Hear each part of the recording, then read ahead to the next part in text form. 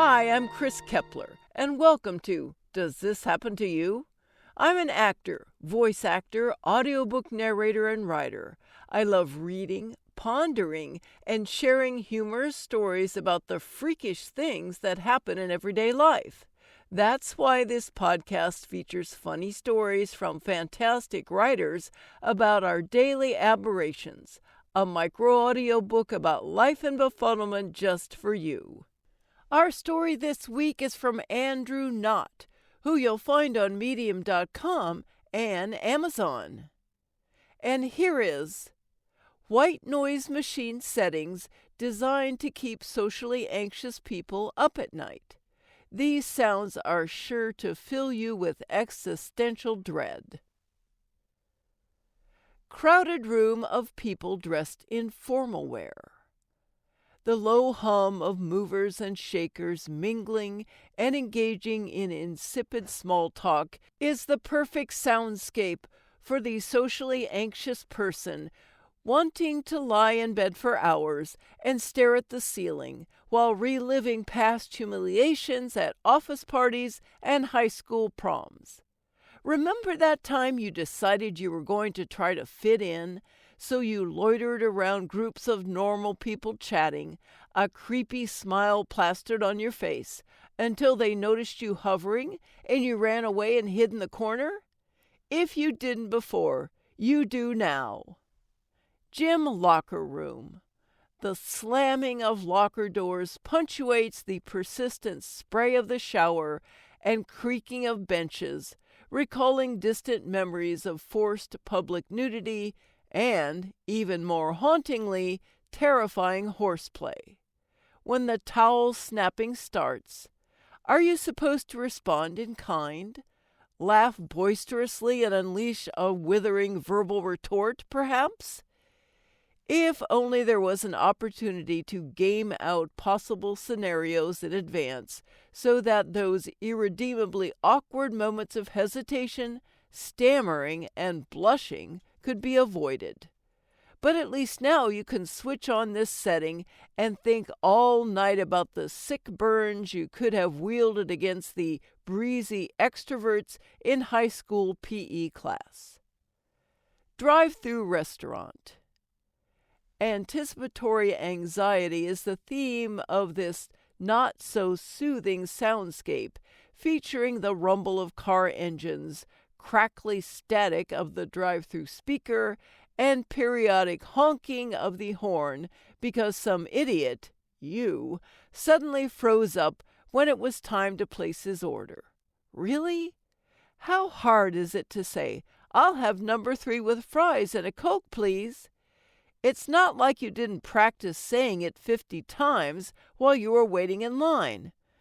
Oh well, at least now you'll have plenty of time to contemplate your worthlessness while not sleeping. Grocery store checkout line.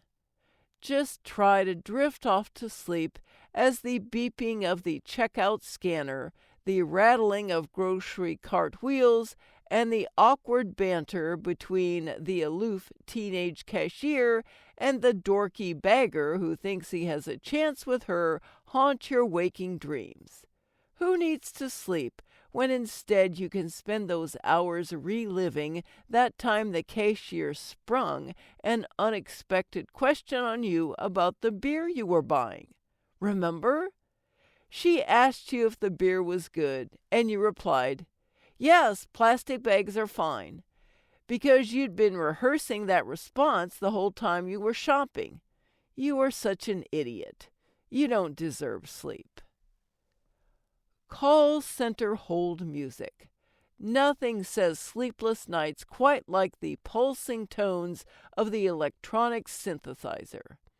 At first, your mind will be drawn to the repetitiveness of the track. You will think, where does the loop end and restart?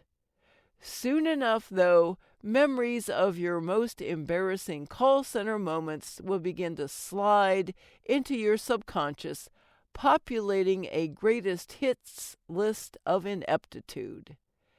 Oh, here comes a good one now. Remember that time you stayed on hold with the cable company for 45 minutes because you were going to threaten your way to a rate decrease? Oh, yes! Then, when you finally got through, you stumbled your way through a scripted spiel about canceling your service. The representative responded, "Okay, go ahead." And you panicked and hung up? A true classic! Middle school cafeteria. The scraping and screeching of metal chair legs on linoleum and the buzz of adolescent angst will certainly put you in the mood to stay up all night thinking about lunch period.